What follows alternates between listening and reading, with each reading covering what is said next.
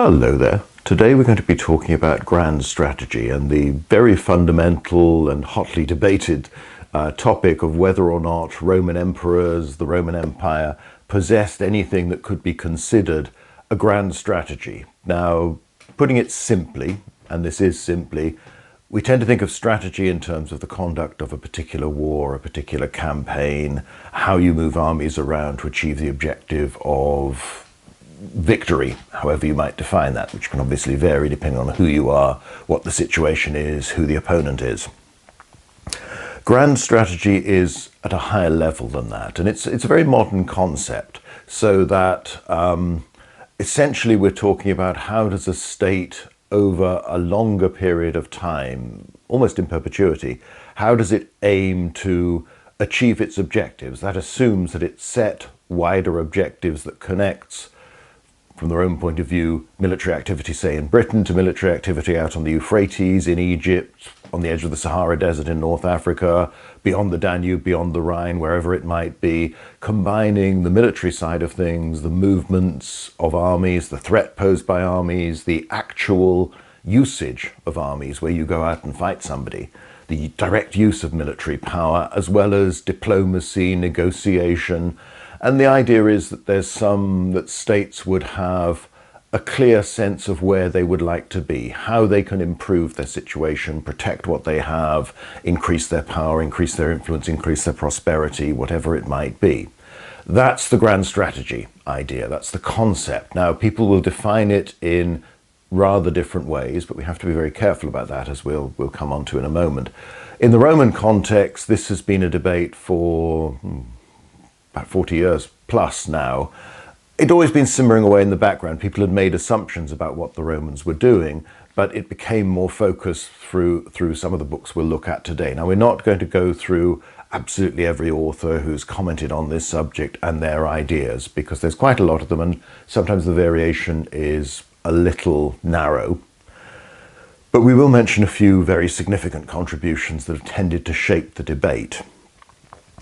And more than that, we're going to try and look at, well, how well do these sorts of interpretations hold up? And is this a useful debate? So it comes down to, and as I got the title originally, grand strategy. It's rational Romans or stuff that just happened. Basically, are the Romans thinking in the way that we, as 21st century people, feel a state and its leaders ought to plan and talk about the future? One caveat we ought to add at this point that scholars tend to ignore is that most modern governments will come into power following an election and declare that they intend to do this, that, the other. They will stop doing something else. They will generally rubbish their predecessors from another party. In the main, though, you will find that most of what governments actually do, and most of what leaders do, is react to things. So sometimes there has been this false opposition between looking at the Romans and saying, well, this emperor actually seems to be reacting to a problem, to an appeal. The essentially reactive model of the Roman emperor, pushed by Fergus Miller at Oxford, particularly from the sort of the 80s onwards, that found a lot of favour and has tended to influence sort of things. The idea that the emperor rarely sets out to see what can I do to make my empire better, but waits for problems to come to him and then tries to respond to them in some way or another. That's actually what most governments do most of the time. You know, the world is complicated, and the idea that you come in and saying, I'm going to solve poverty, I'm going to improve trade, I'm going to make this country secure against this, that, and the other, you might do things that are intended to help towards those goals, but actually most of what you're doing day to day is, well, these are the problems that are actually happening now, not what we hope to be dealing with, or the position we'd like to be in 20, 30 years' time. So modern governments talk about their active role, their power to change things, far more than they can actually deliver in these things. And the business of government is very much, even when you have the big bureaucracies of modern states that are preparing plans for various eventualities, things are never as neat as that. And that's true, you look at any level of military operations, you go back to the idea of strategy. The thought that there is some pure Clausewitzian strategic principle that you can simply apply and that everything will work, it's of course ignoring the detail of what someone like Clausewitz is saying, that it's going to be messy, there's going to be friction. These are ideals, and you try and implement them as best you can, but war is a shambles. War is confusing, things don't happen, and a lot of it is not under your control. So one caveat at the start. The second big one that I can't emphasize too much is that it's fine talking about Roman grand strategy or Roman frontiers. It's fine talking about Roman imperialism in other contexts.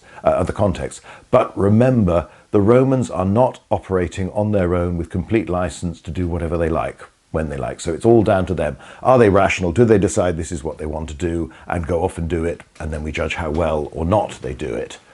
Other people are out there. There are lots of other players within this, apart from the basic thing that we should never expect the Romans to be utterly homogeneous, so uniform that everybody thinks exactly the same thing and everybody acts in the same way. One thing you can see very clearly is that there is a whole range of different opinions about empire, imperialism, frontiers, what the army should be doing within the Roman Empire.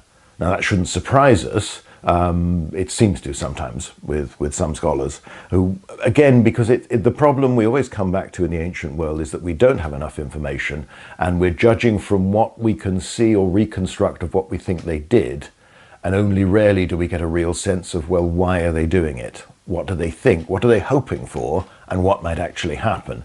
So we tend to seize on every bit of information and then we try and make it into one simple, neat narrative that explains everything and fits everything together. And logic will tell you human life is not like that. Human societies are not like that. They're always messier. They're always fuzzier. There's always a range of opinions. And, think of it this way.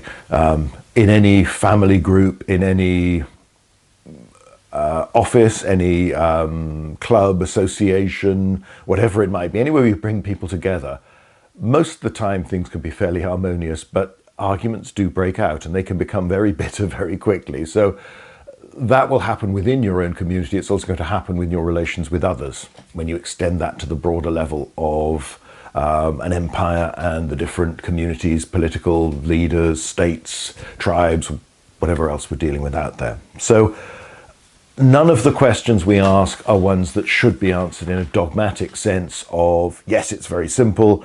In the same way you don't write a definition and say, well, this is what I consider grand strategy to be, and here's a load of boxes. If we can tick enough of those boxes off that the Romans are doing something or acting that way, they have a grand strategy. If we can't, they haven't.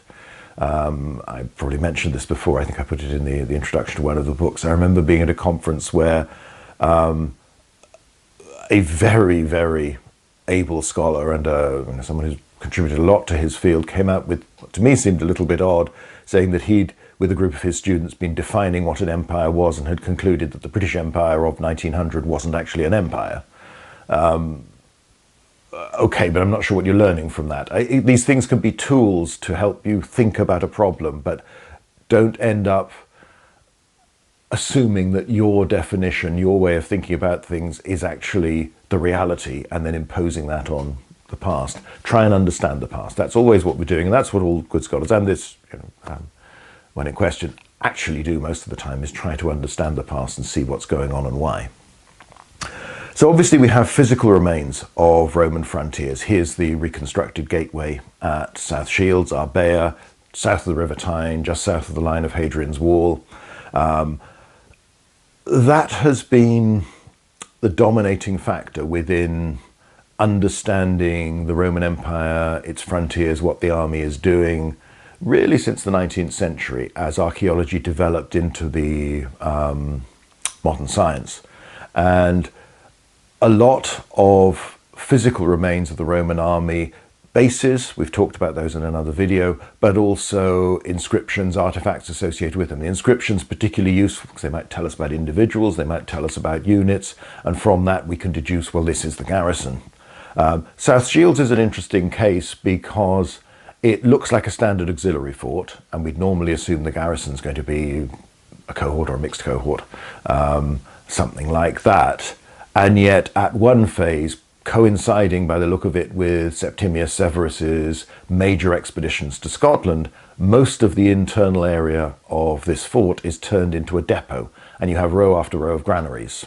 They're granaries, which we use the term, they can store grain, they can store other things as well. But it looks very much, in a practical sense, as if you've got big operations, you suddenly need to feed more soldiers much further north. This is at the mouth of a river, it's near a harbour, it's accessible from the sea. You can bring in lots of supplies here, store them, and then send them forward to where they're needed. So it's part of a supply chain to your armies operating in what would become Scotland. We only know that because the excavation at Arbea has been particularly thorough over a long period. And it's only places like Vindolanda that can be comparable to the extent of excavation. Digging things is expensive, time-consuming. Doing it properly by the best methods we have available now adds to all of that cost and time. So it does mean that so many sites have been sampled, bits of them have been looked at, but the wide area, and particularly with something like Roman forts, Roman bases that give this impression so much of being to a standard pattern, a standard size, there is a tendency that lots of them, as with lots of the forts on Hadrian's Wall that have been barely touched or not excavated at all. You know, it's wonderful now that the Vindolanda folk are digging at Carvoran as well. But most have not been touched at all. Most have only been excavated to a limited degree, which means that a feature like this major change in function for the base at Arbea at this time, we wouldn't know about if it's happening elsewhere because there hasn't yet been that level of work.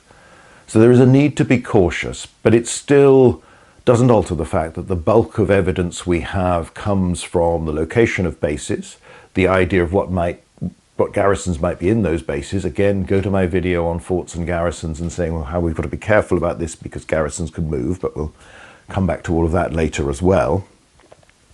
But these sorts of bases are plotted on a map. We can estimate when if we've got any information, hopefully we can date them, or we can date them on what else is going on around there. We get a sense of who is supposed to be there, what this garrison is designed for, and then from that we hope to deduce what's going on. Why is this individual fort placed there? Why are all the others around it? What's the system? And you've had this whole concept of the Limes Congress that's run regularly, where frontier and army archaeologists from all over the world get together, and it's boosted research, it's expanded people's understanding because it's brought together people from different frontiers, different parts of the empire to pool their knowledge, pool their resources, pool their discoveries, and then try and work out how these relate to what the army is doing elsewhere, all this sort of thing. But it tends to be very much focused on excavation. It's predominantly archaeological because the problem is most of our surviving literary sources don't tell us very much about day-to-day life on frontiers. They might, if we're lucky, tell us a bit about the big wars, but they don't tell us much. You know, again, Hadrian's Wall is mentioned half a dozen times in all Greek and Latin literature, and several of those are post-Roman. It's people like Bede and this sort of thing. And none of them are detailed talking about what's going on. So we have physical remains of forts, and they are very important. We have sometimes frontier systems like Hadrian's Wall, the Antonine Wall, the Limes Wall and Ditch in parts of the frontier towards the German tribes. Other structures elsewhere, desert frontiers dotted around, mountainous areas where the Romans have added to it. And we can compare that to, say, the passage in Caesar, where to block the Helvetii, he fortifies border areas where there were routes through in Transalpine Gaul with ditches, with ramparts, towers, this sort of thing. But those sorts of glimpses are very, very rare. So we've had a lot of information that has focused very much on Roman bases around the empire, overwhelmingly Roman bases on the frontier areas, Rhine, Danube, northern Britain, desert areas in North Africa, some of the outposts in Egypt. A little bit less clear in the eastern frontiers. A lot of the forts there appear to be later in period, but there's the idea of you have these systems developed under Diocletian of frontiers in the Arab areas and this sort of thing, with part to do with the wider context of rivalry with Persia.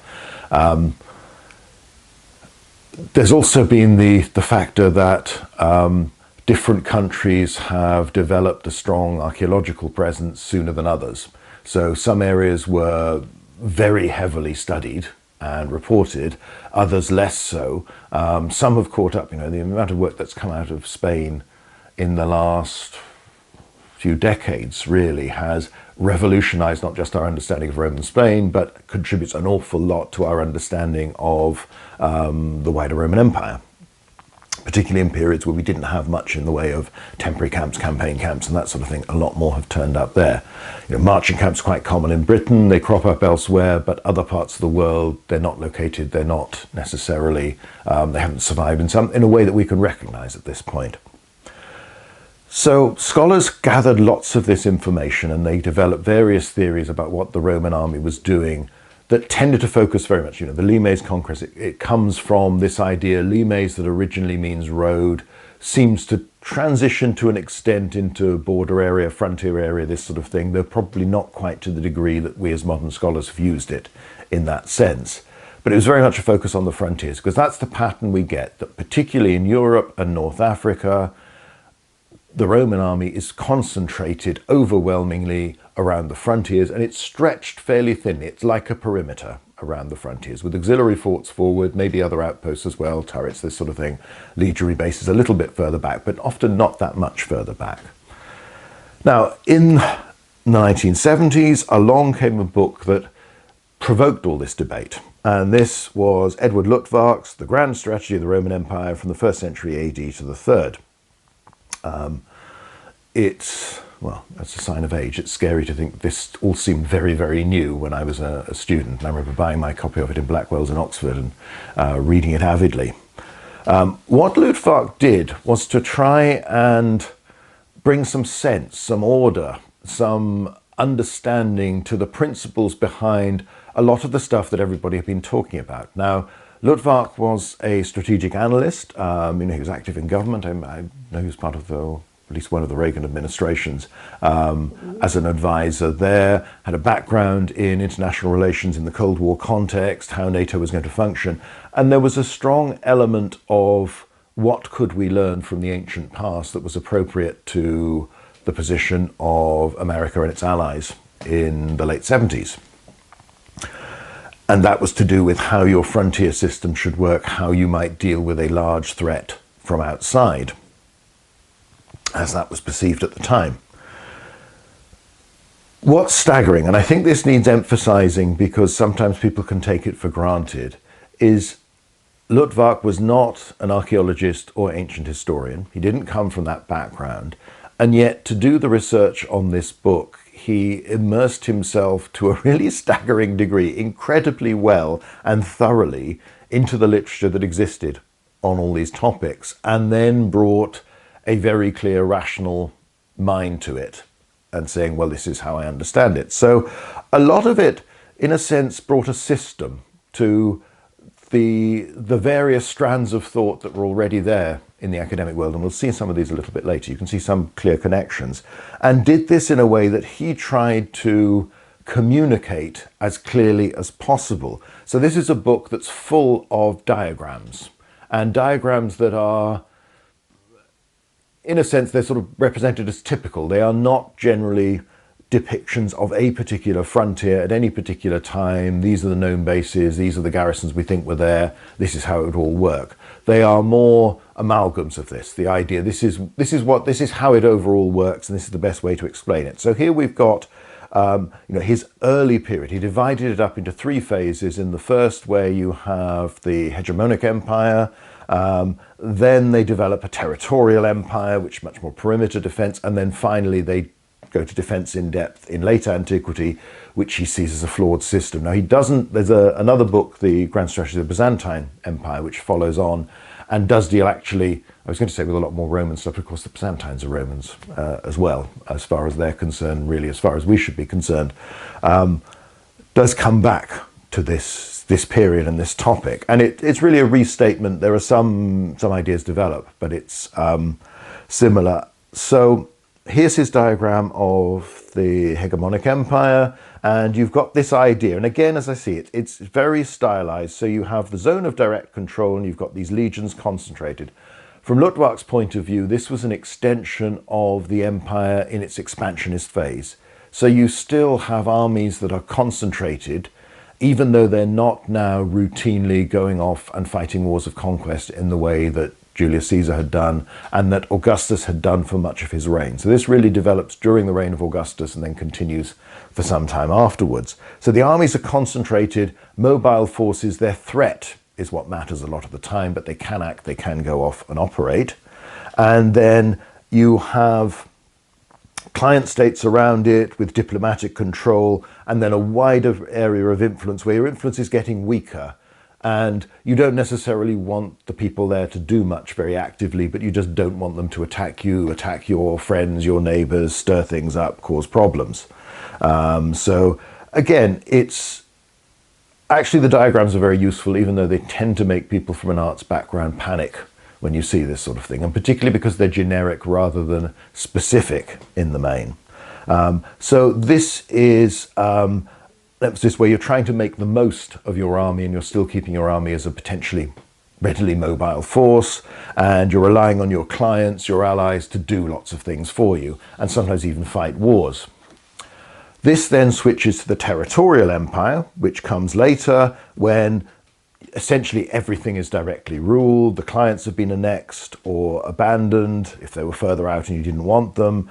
Imperial forces deployed on the frontier, deterrence and defense, no disposable forces for offense and defense. So you could interpret the earlier version, the earlier model, as having troops concentrated. So yes, those armies are maybe stationed near the Rhineland, so you're thinking very much of, well, we can go across the Rhine and duff up the German tribes if we need to, but you could, without too much difficulty, also take that concentrated army and move some or all of it elsewhere, to the Danube, say, or to Britain, as Claudius would do, or send it out east or wherever it might be, to where it was needed. You've got not quite a reserve, but you've got forces that are still essentially mobile, that can be shifted around the empire fairly quickly. And that's, clearly is the pattern under Augustus, that legions do operate in one area but then will move elsewhere. When you get to the territorial empire, as Luttwak would describe it, you have the bases concentrated around the frontier, permanent turf and timber early on, eventually stone bases that have this air of comfort, security, permanence about them, the sense that not only will the army there, or the troops there, get involved in lots of local affairs, policing, administration, building, this sort of thing. They've got the facilities for training, men, horses, all this sort of thing. But this is an army that's less ready to go out on campaign at very short notice, at least a big campaign somewhere else, but is much more focused towards, we're in this province, this is the frontier, these are the problems we might have on it, this is how we deal with that. And then later on, you would have fewer troops right on the frontier and more back because you didn't have enough to go around. There's either there are more threats or you're weaker. And this moves towards sort of Vegetius idea of walled towns. And when the barbarians turn up, you just hole up inside the town and wait for them to run out of food and go away. But you don't do what you've been doing earlier, go out and duff them up in the open. So a lot of this ties in with the evidence we have of these physical remains of bases. So, here's the reconstructed Saalburg fort. It fits very much. You can plot things neatly on a map, and then you can start to expand from that and say, well, okay, why have they chosen this line? Why the Rhine? Why the Danube? Why Hadrian's Wall? Got his Craglock in the background, and the Mile Castle there in front, Hadrian's Wall snaking along the heights. This is part of the Windsill. This is the most panoramic, the most dramatic landscape bit of Hadrian's Wall, but actually a lot of Hadrian's Wall to the east and particularly to the west runs along through gently rolling ground rather than these dramatic heights. Why choose here? Well, obviously Carlisle to Newcastle, that area, Tyne to the Solway, it's one of the narrowest points. You go to the Antonine Wall, which is narrower again, but further north. So it's trying to look at where these bases are and link them to the topography, the wider geography. Now, within these sort of broader concepts of this is the overall purpose, in a sense, the grand strategy of the empire, Luttwak then went into considerable detail trying to look at different types of frontier and how they might function to achieve the end that was the ambition. of that particular strategy. The bulk really is about the perimeter defense, the second stage, the territorial empire, but he does go into the others as well. So here we've got his diagram of low intensity threat on desert frontiers, you know, the Negev, Cyrenaica, Mauritania, this sort of thing. So you've got the Romans are at the top, and logically enough, in some of these situations, but again, it would depend on where the frontier actually was. The threats are represented as just nomads, raiding mainly. Low intensity means small scale stuff, small groups coming in to rob, to steal, to infiltrate, to settle in the empire. Obviously significant, particularly in these areas, oases, water sources, everywhere natural routes where it's easier to move. The more important those become for really big armies, but nevertheless for anybody else. You know, there are some mountain areas are impassable other than through direct passes, so therefore that's the way you've got to go, that's where you're going to guard. Other things can cause delays, problems. So you have oases being cultivated, you've got watchtowers and signals, the little dots. You've got CE would be a cohors equitata, an ala of cavalry, and so you've got an emphasis on the Romans spotting raiders coming in, and then from the concentrated garrisons, troops going out to deal with them as necessary. There's no legions involved, no wall systems involved in the way he presents this. Now again, sometimes this got people's backs up because it seemed very precise when it wasn't meant to be. This is meant to be generic, to give you an idea, a tool for thinking about how these work. Then you've got the high intensity threat on a desert frontier, say Syria, so different sort of province, but in some respects similar aspects of terrain, climate, and problems, where you have combined desert edge highway and patrol roads. So you've got a very clear frontier line, though not a boundary wall as such, and you've got auxiliary units, cohorts of infantry, CE, cohorts equitatae, ala of cavalry, and a legionary barracks back in the towns. So you've got legions you could call upon, you've got lightly settled area, densely settled area. So here he's got them, the Romans rationally deciding, well, they've got a perimeter, but they might not be able to stop a big invasion there. They've got walled towns that offer some protection for the lightly settled area. Your big guns, your legions, your big concentrated combat engineers and infantry are back on a major interprovincial highway, which means they can go to other provinces, troops from other provinces can come faster to them, and more important than that, supplies can come a little bit quicker because it's easier to transport them from the main nubs of population, concentration of agricultural produce, this sort of thing, and surplus, this type of thing. So again, it's done in a very generic way. You know, there's nowhere that you could look at a map and it would see exactly this, but his argument was you would see very similar patterns, and that he's basing this on where we think from the bases that we have the Roman army is deployed, and therefore, well, what would be the logic behind that? How would that actually operate?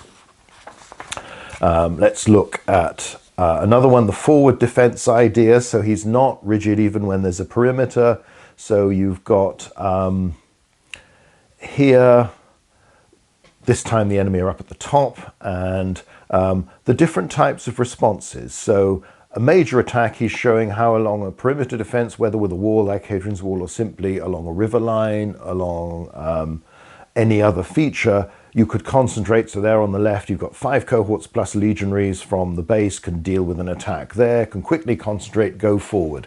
You know, he did understand that the Roman army remains primarily a mobile field force, that when you can get enough troops together, they are confident of taking on significantly superior numbers in the open because of their command structure, tactics, equipment, all of these things, and doctrine.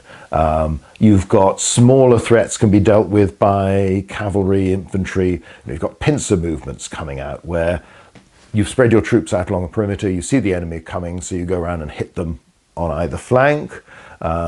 Local attacks, he's got a cohort, you know, a few thousand infantry plus light cavalry. Well, you can argue about whether that's valid or not. You know, other areas where local disorder, one cohort of police action. So he's saying, well, from this arrangement, you can deal with a whole range of different problems at different scales beyond your frontier, as well as attacks coming to you. So you can break things up before they get to you, or you can learn that a major threat is coming and therefore deal with it, concentrate a field force, and try to destroy it to the point major attack. We can get up here at the top, province-wide intercept, 2 legions, 20 cohorts, 2 ally, so 5,000 cavalry, 10,000 infantry. Again, so it's linked to intelligence gathering, it's linked to diplomacy, all of these things. Go back to the desert frontier and the high intensity threat, you've got again a different view of the same thing. So if you look at those, you've got ways where the basic army structure of the Roman system, the sort of troop types, the sort of deployment, the sort of bases it has, can be arranged differently and employed differently to deal, Luttwak is arguing, with different types of threats, different scales of threats. Now, a lot of this, again, the sort of pincer movements against people who are coming up against the frontier, I think sometimes jarred with people, but it wasn't actually new in many respects. Things like this have been developed.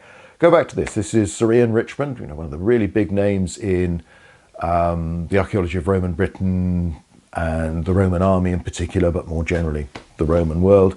The 10th edition of the Handbook to Hadrian's Wall, where he argued for tactics of Hadrian's Wall. So initial plan under Hadrian, use the wall as a screen for offensive, but again, look at this attack, you've got this cavalry unit on its own, and everybody's rushing out from the main forts with operations are covered by the sally ports maximum, so you could go out of the mile castles if you needed to, but you're mainly coming out of the gates of the main forts, and you surround the enemy. And again, it looks like Luttwak's pincer movements. Severan plan, the wall now a series of strong points and larger garrisons, which means you could operate further forward.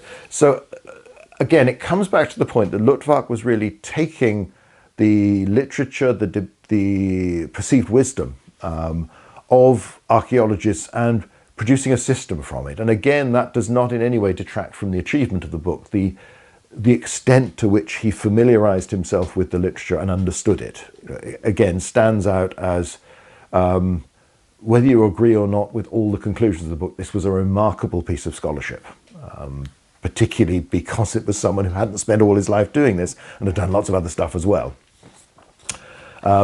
We look at this, a German view, Barth's, the Römische Limes, again, the Roman frontier, 1974, so a few years before Luttwak came out. Similar idea. This is looking at a limes line, the forts behind it. And again, you have the Romans rushing out from their forts to hit barbarians in the flanks when they're coming towards them, and also rushing around to deal with any breakthrough. So it comes back to this idea, and this was appreciated. Grand Strategy of the Roman Empire, I think, was the first book to get 2 separate reviews in the Journal of Roman Studies, which back in the day was very important for setting the tone, particularly in English, but more generally in how Roman history and to a fair extent Roman archaeology was being understood. It's got a bit more obscure and niche these days and seems a lot more theoretical. So you don't tend to get quite such big articles. You do still get some very important reviews in there.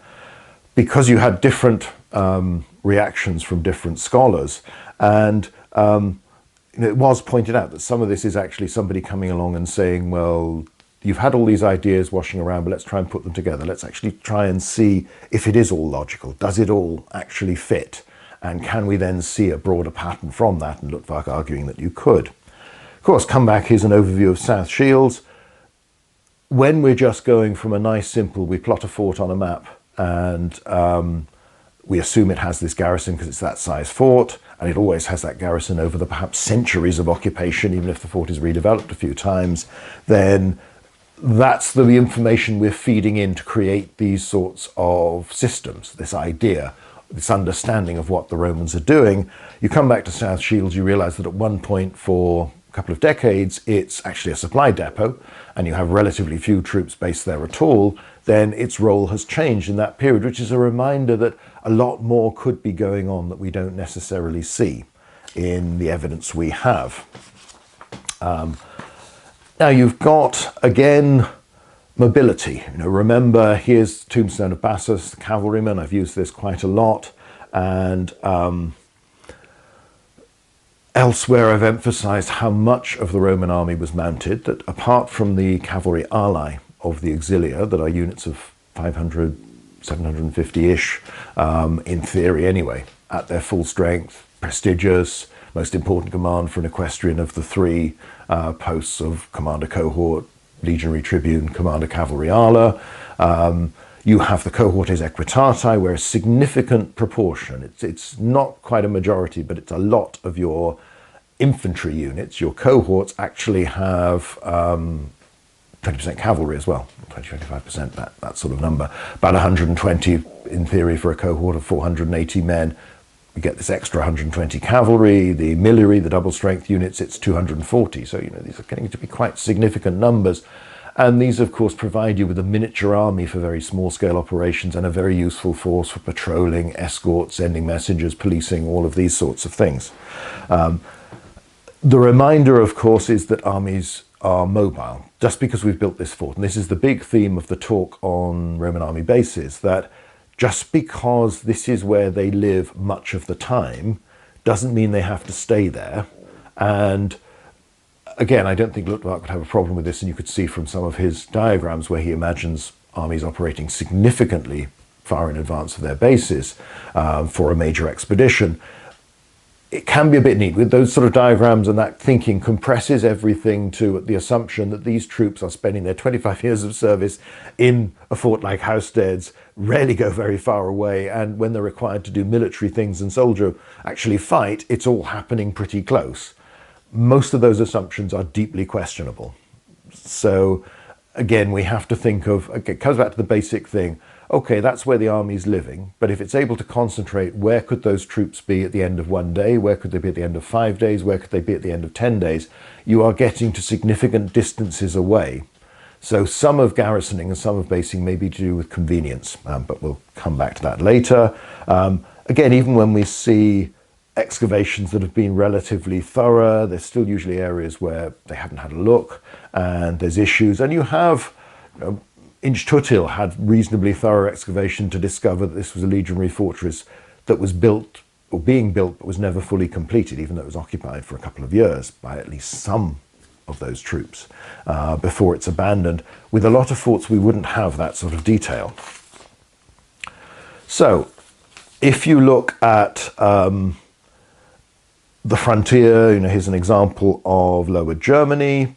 Lower, of course, from the Roman perspective, looking from the Mediterranean. So lower is further away from them, so it's the north to us. From somebody British who knows that Britain is obviously the centre of the world and that's where maps should begin, then it should be Upper Germany, it's closer to us anyway. Here you've got, again, one of these plans where you have the triangles are the legionary bases, the squares are the auxiliary forts, some circles for later forts that are added on. It does, the sense, we do come back to this point that this is how much of the Roman army is deployed. This is where it is based. Again, doesn't have to be that they're spending 12 months of every year, 365 days of every year there, but it's significant enough, it is considered useful enough to build these bases and accommodate at least the bulk of these units, even if there are detachments off doing other things, here for a significant amount of time.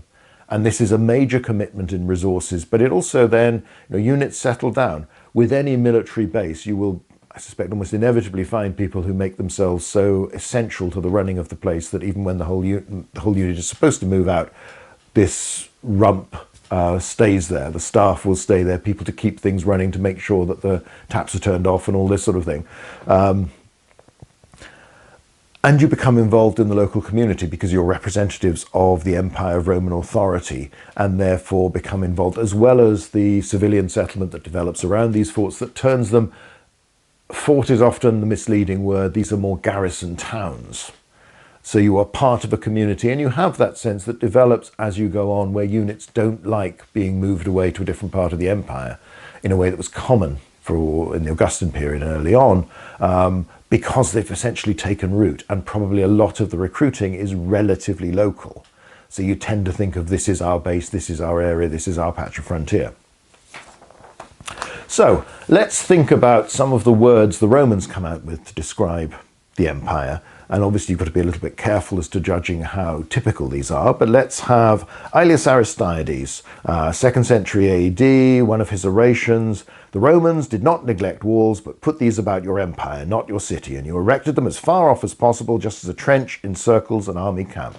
So that's a very clear statement of the concept that the army is the wall around the empire being one big city.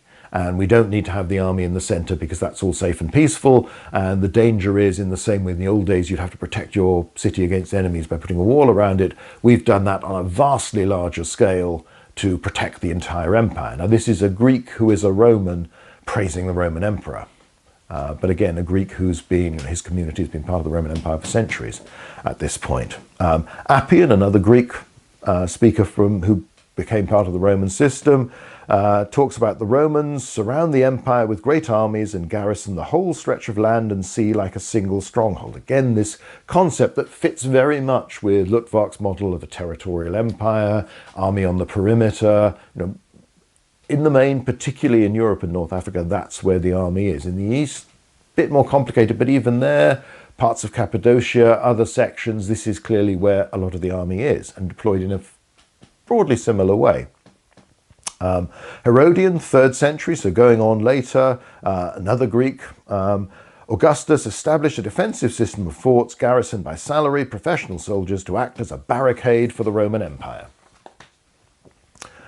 So you have orators, certainly, some of them talking about these concepts that do fit with these models we're presenting and Luttwak and others developed for the idea of the Roman army being predominantly a defensive force, like the city walls. And it's the old Spartan boast, we don't need city walls because we've got our army.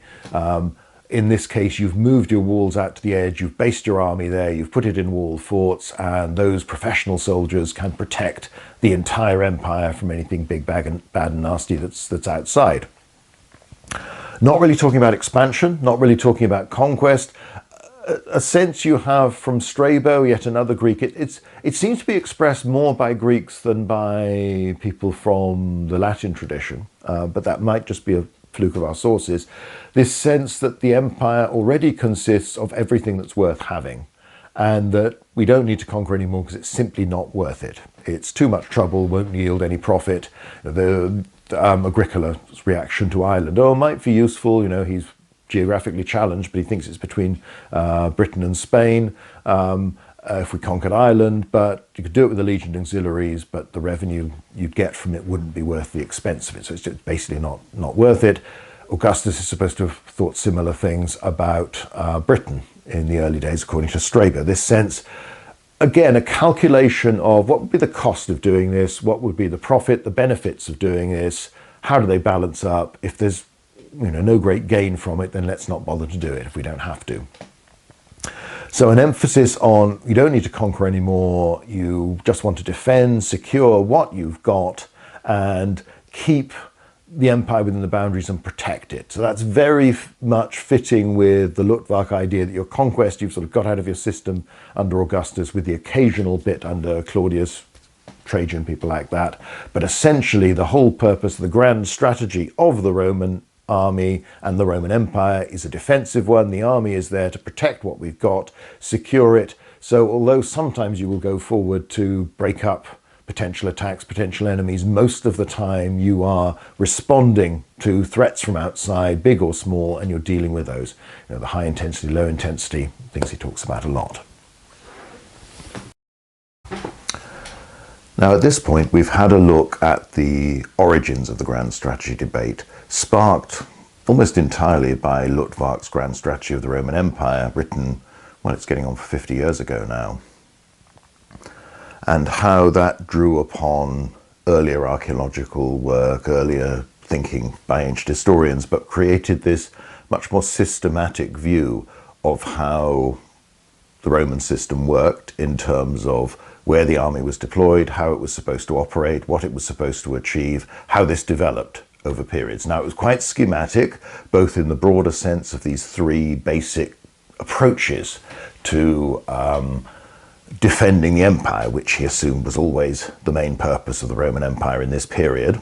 And that's covering a lot of ground, and that was obviously the basis for the changing grand strategy, which he then analysed in detail, as well as the combination of text and diagrams suggesting how this might actually work in practice on different types of frontier. So he didn't impose a rigid system that would be the same everywhere. On the other hand, he saw common features between various frontiers based on river lines, on those that bordered onto desert, this sort of thing, and thought there was a lot in common.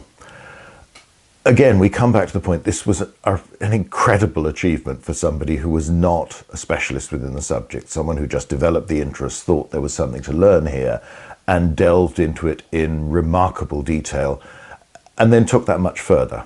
So he presented a very logical systemization of the thinking, the information all out there, but taking it much, much further. As I say, you can see glimpses of very similar ideas were already there, but no one had certainly brought this together in that way. Now, this provoked various responses, and I think it's better if we deal with those in a separate video. So just for once, I'm actually going to finish something well below the 1 hour mark. And hopefully the other half, well, I suspect that's going to go over an hour a bit, but it won't be one of these 2 hour mammoth ones, just because there's a lot of ideas to think about in this. So we'll finish for this week, and next week we will follow on and we'll look at the reaction to Luttwak's grand strategy of the Roman Empire and the ideas expressed in it, how some welcomed it, others turned against it, others started to look at various details, because it does have implications not simply for how the Roman army may have worked. It more broadly tells you a lot, or tries to tell you a lot, suggests a view of Roman government, of how the emperor, his advisors, what little administration, civil administration he had, and then the military administration, of how that actually functioned, of the sort of things it wanted to do and how it thought about doing it. Now, that has provoked all sorts of different views, and from full-scale condemnation to modification to reasonably enthusiastic support, depending on who's writing the comments. So the debate that this has provoked is still ongoing. And these are issues that we'll return to apart from next week when we look at that reaction, and then we try and look at some of the factors and try and balance it out, because sometimes there's a tendency with any academic debate that it polarizes and people represent the two sides and scholars far more rigidly than if you read their books is what they're saying. So you need a degree of flexibility, and you need to understand that everybody is trying to build up without enough evidence as coherent a picture as they can of what went on, of how people did things, how people thought. So we've started more specifically on grand strategy in the imperial period, but again, the earlier talks, the one on the Roman Republic, the one on bases, the other one about what the emperor knew, all of these things are relevant to how we'll move on and consider how to think about the Roman Empire, the Roman army, the question of defense, offense, and more broadly, was there something that we can use a term like grand strategy within the Roman Empire? Did they actually possess such a thing? Were they capable of possessing such a thing? And if they did have such a thing, how well was it implemented? How well did it work? So anyway, that's it for this week. Thanks for watching.